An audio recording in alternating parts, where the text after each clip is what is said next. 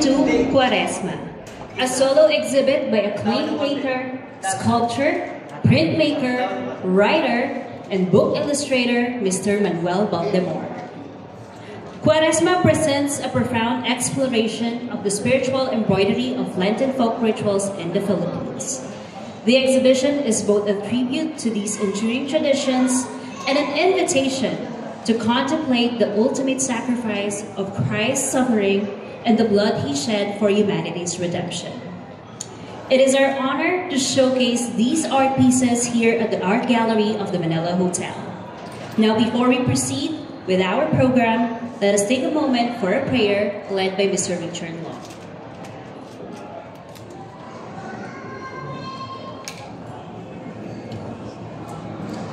Let us bow our heads and place ourselves in the presence of the Lord.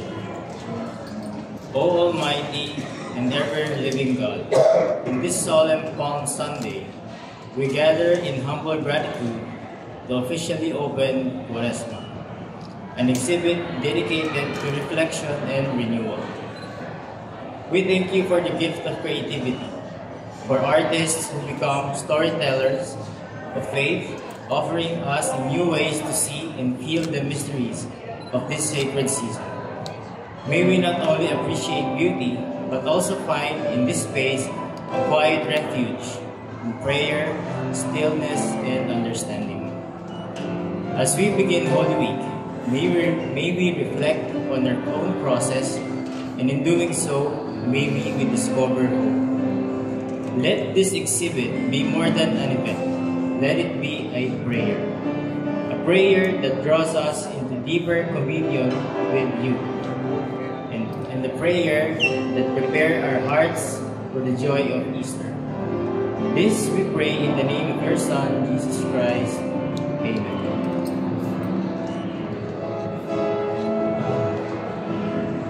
Thank you, Mr. Richard. At this point, we would like to acknowledge the presence of some of our distinguished guests. We are privileged to have with us today none other than Attorney Jose D. Lino Jr., the President and Director of the Manila Hotel, Mr. Marvin Kim Tan, the Vice President for Sales and Marketing of the Manila Hotel. Thank you for joining us for today. Now, to formally open the exhibit, may we invite to the front the Manila Hotel's President, Attorney Jose D. Lino Jr., to give us the opening remarks. Please join me in welcoming him in a round of applause.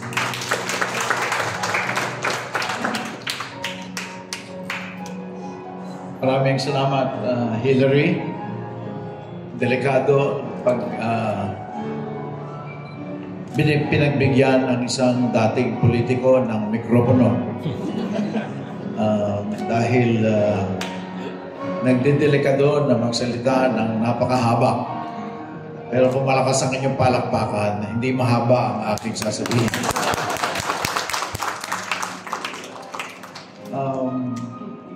Mapalad ang Manila Hotel at mapalad ang Sambayanan na meron tayong eksibisyon na ginaganap sa araw na ito at sa mga susunod pang araw kung saan itinatanghal ang obra ng aking minamahal na kababayan, Tubong Paite, Laguna, Manny Valdemor. Palakpakan natin. Na hindi lang tanyag dito sa ating bansa, o hindi tanyag sa buong mundo. Yan ay aking ipinagmamalaki at tunay na talagang ikinasisiyan ang puso ng isang Lagunenyo na mayroong isang henyo na nanggaling sa kanyang lalawigan na ang pangalan ay Manny Valdemor. Ito ay exhibition na ito ay hanggang siglo 2030. Ganun makahaba. I'm sure a lot of people will be enticed, will be encouraged to view this exhibition. Kahapon lang na dumaan ako dito, talaga namang kakaiba itong exhibition na ito, Manny. Talagang very arresting you will get arrested. Your attention will be arrested as I go through the various paintings that are exhibited here.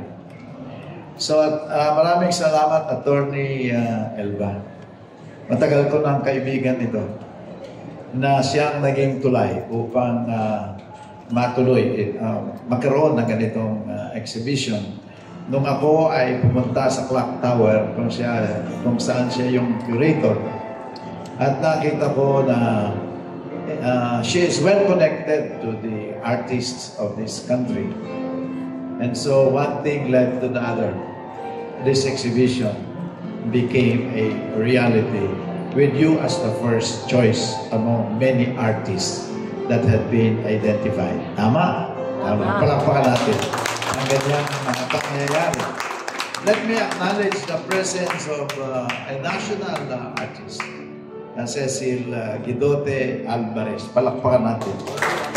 Whose presence led more significance to this exhibition. And to all the distinguished guests, welcome. We're happy that we are all part of this opening, and may these paintings all be bought in the next first week of exhibition. I already claimed that these paintings. Ano si Manny, hindi lang painter, he's a sculptor, printmaker, writer, and book illustrator. Pero, kaya palakpakan natin. Okay.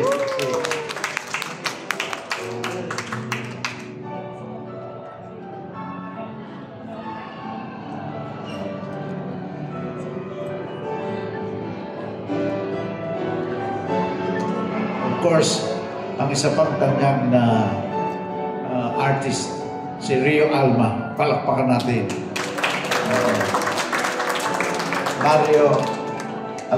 Rio Alma. Palakpakan natin. Talagang tayo ay tama ba sabihin tayo namumutiktik sa tala ng mga henyo sa larangan ng sining. Okay ba yun? Manny, tama sinasabi ba natin sa laruan na yun? Kay Ginoong Rio Alma, tama ba yun? Namumutiktik. Nagtala ang kalingatan dito sa Manila Hotel dahil sa presensya ng mga natatanging anak ng sining na kasama natin sa hapon ito. Sa ganung pananalita ay mainit namin kayong tinatanggap dito sa Art Gallery ng Manila Hotel. Mabuhay po tayong lahat, and may God bless us all.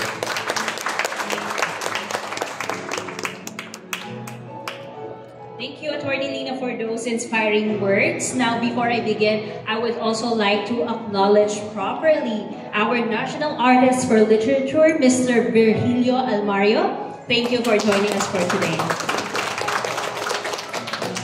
Now, let us hear from the esteemed curator of this exhibit who has expertly brought Cuaresma to life for all of us. May we call on Dr. Elba S. Cruz. Let us give her a warm round of applause.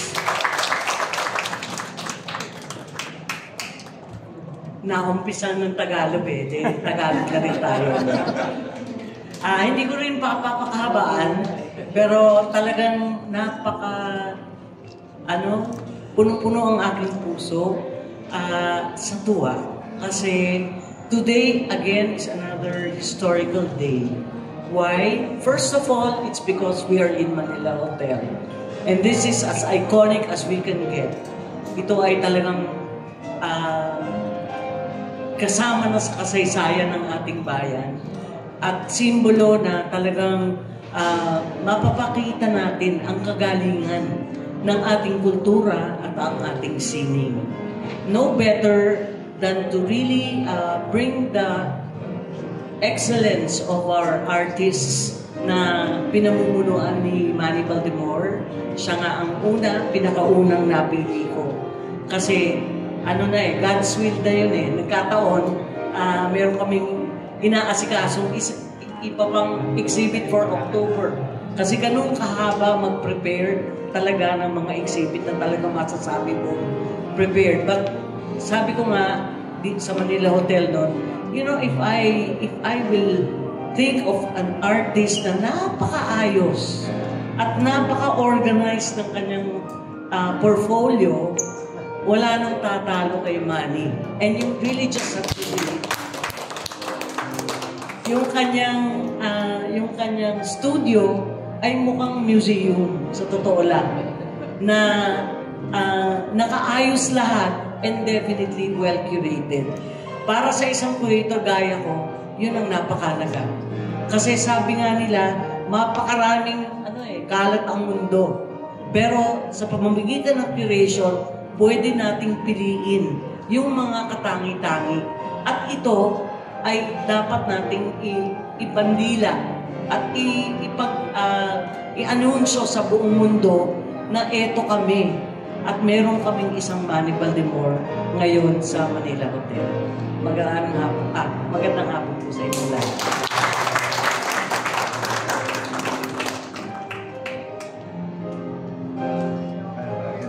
Thank you, Dr. Aldo Cruz. Well, at the heart of this visual narrative, Quaresma is a man whose artistry has transcended borders, cultures, and generations. His works have brought Filipino artistry to the global stage. And now, it is our great pleasure to invite the man behind this exhibit to share a few words. Please join me in welcoming the esteemed Mr. Manuel Baltimore.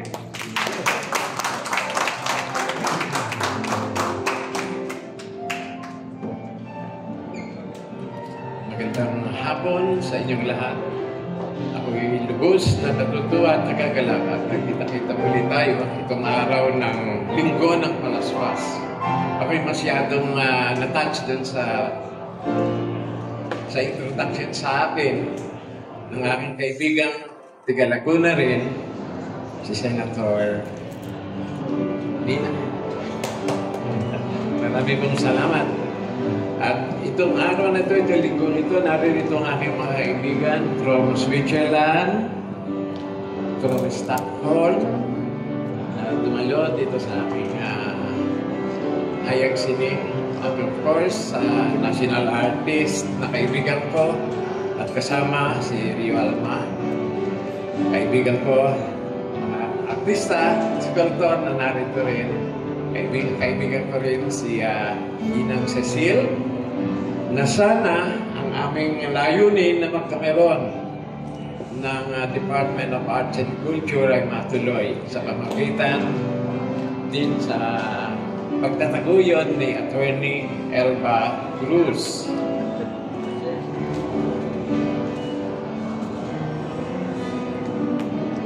I wish to express my deep appreciation for all the support and assistance extended to me by the Manila Hotel and Attorney Elba Cruz for holding this special exhibition, Quaresma.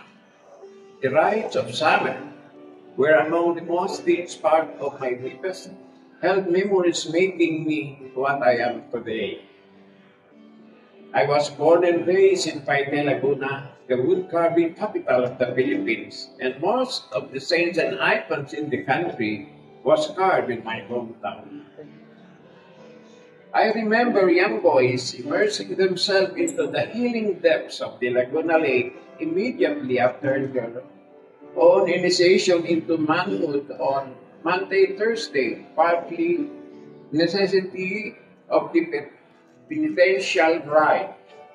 Young girls molding images of saints from clay, adorning them with flowers and costumes, preparing them for their own processions. Paite pride, indeed, with the magnificent Mater Dolorosa, carved by Maestro Marian Madriñan. A replica of this image is an art prize in 1892 from Spain's King Alfonso. The hands of Mater Dolorosa usually raised and more suggestive a holy blessing for the salubong rite when they met with sorrowful mother and their son suffering Christ. Visitor often amazed to the hundreds of karosa in my hometown, and became the living museum during Semana Santa. Above all, it is the Santo Entierro, which by the historian acknowledged as the oldest and most miraculous and most important of all by the religious images. Even before the Lent, the Santo Entierro is offered with incense during morning and evening novenas. Town folks acknowledge the sacredness of the wine and liquid that bath after the body was highly curable power for all ailments. There are still a lot of treasured sketches that I kept in my studio. Not only summer Lenten or Charisma that remains dearest and closest to my heart. I am very honored and overjoyed to see and met all my friends from even Ihom Radio of Santa Cruz, Laguna, headed by Miss Edlin Nancha, mga kaplaka ko, artist, poet Michael Corosa and family. Thank you so much to everybody and for gracing this occasion. Mabuhay. And I have also to acknowledge my amigos para siempre Arthur Casanova and my KKK Franz Rivera. Maraming salamat.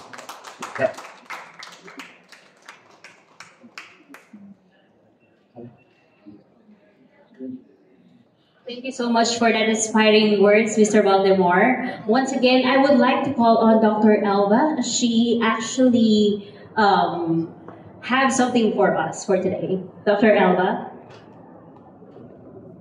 Before the ribbon cutting, we have a surprise for Sir Manny. I'd like to call on his childhood friend to render a very special poetry dedicated to Sir Manny. Tito Frank.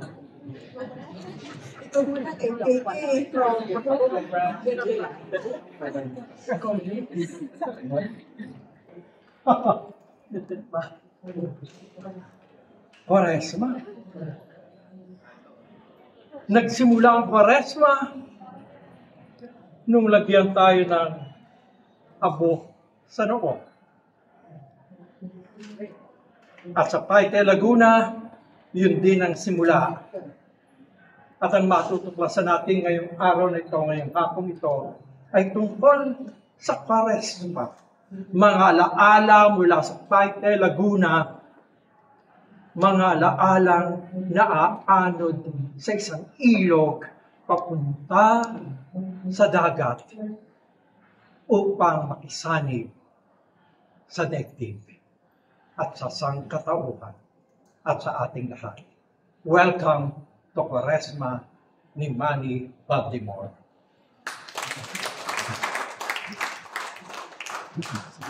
Thank you so much, Mr. Frank Rivera, for that inspiring poetry. Now, we would like to invite Attorney Lina back to the front, along with Dr. Elba Cruz and the national artist, Mr. Virgilio Almario, and none other than our esteemed artist, Mr. Manuel Valdemar, as we officially open the exhibit.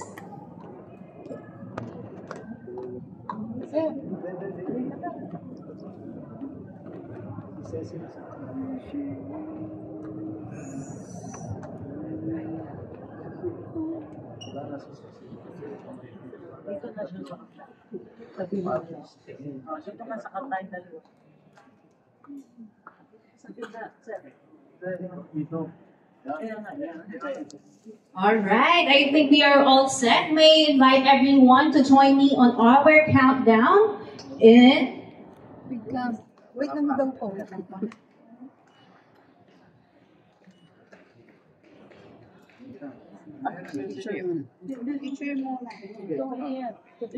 All right. Well, in 3, 2, 1. Ladies and gentlemen, Kwaresma by Manuel Valdemar is now officially open. Please feel free to explore the gallery and immerse yourself in the beauty of this exhibition. And on behalf of Mr. Manuel Valdemor and the Manila Hotel, thank you for joining us and please enjoy the rest of the afternoon.